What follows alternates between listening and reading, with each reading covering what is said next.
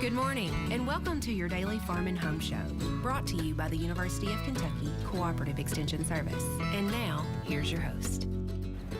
Good morning, I'm Joanna Coles, and welcome to the Farm and Home Show, because today we're going to talk a little bit about plastics. And we have Dr. Amanda Gumbert with us. She's with the University of Kentucky Water Quality Specialist. And you know, Amanda, I've seen a lot on the news lately about plastics and recycling plastics, probably a bigger push than I've seen in a while. Yeah, absolutely. And part of the reason for that, Joanna, is there's a new concern about microplastics.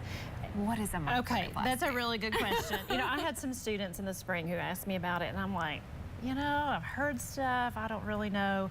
So I had to dig in a little bit also. And essentially, microplastics are, I guess by definition, anything smaller than 5 millimeters. So that's pretty tiny. And it can be like sourced from any kind of plastics breaking down in the environment, or it could also be things that are manufactured, especially to be that small.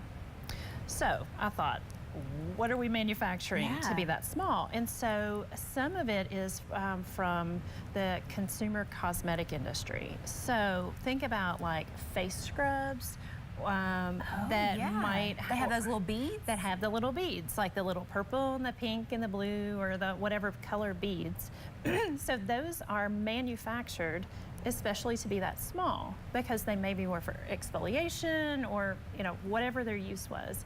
Now, those have been banned in the United States. So in the last 2 to 3 years, those are no longer manufactured. And is it because of the... Because of the concern over microplastics. Okay. And so, okay, so you kind of go, okay, so what? We've got these tiny plastics in the environment. The problem is that those can get into our water system. So if we just kind of walk through this, and I've done this in my head, you know, so sorry, you're gonna have to go along with me on this trip. You know, you're scrubbing your face, you know, with some kind of product that has that in it. And I know, guys, you probably don't do that, but some of us do. And so you rinse that down the drain. That goes, so essentially, if you're on a municipal sanitary sewer system, it goes down the drain or you flush or whatever, goes to a water treatment plant, and there's filtration and there's treatment of that wastewater before it's released back into a stream. That's kind of the system for everything.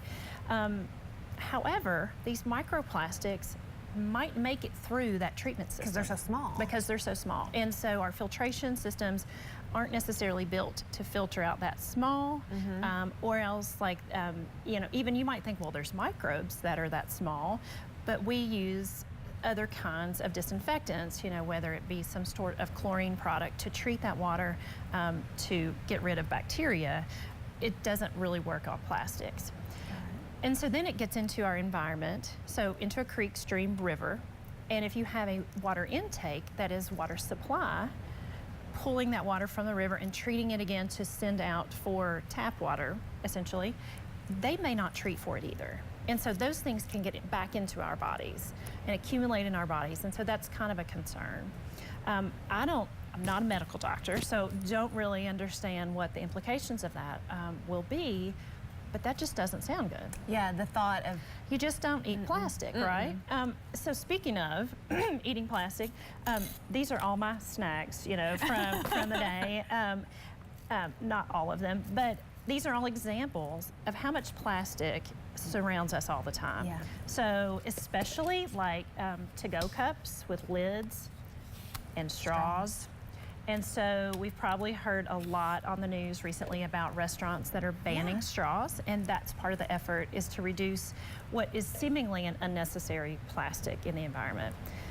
So, you know, plastic's everywhere. It's, you know, our food comes in it in a variety of forms. Like if we get a fork, a plastic fork to go at a restaurant, it's wrapped in plastic, it's plastic, you know. And so if these things get into the environment through littering, or sometimes you put it in the trash can, but if it blows out or something happens, it gets into the environment, then these things degrade over time, and then that gets... And they can become microplastics. Absolutely. So would your recommendation just be to recycle, be conscious of how we're using plastic? Absolutely. So reduce the use of them. So like we talked about this years ago, but like take your own reusable bag to the store.